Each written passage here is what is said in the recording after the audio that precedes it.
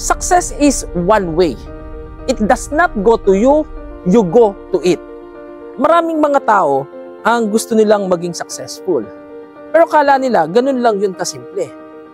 Hindi kasi po pwede na ikaw ay tumayo dito at sasabihin mo, success, halika, bagsak ka sa mga palad ko. Hindi po pwede yun. Kasi unang-una, ang success wala namang isip. Pero ang tao may isip. Meaning, ang success hindi papunta sa'yo. Ikaw ang pupunta papunta sa kanya.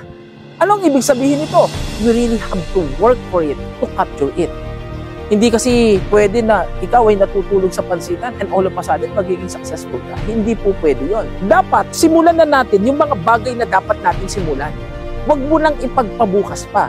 Because if you want to be successful, you have to work now, hindi bukas. Ngayon na yung panahon para baguhin mo ang buhay mo at ikaw ay magtagumpay.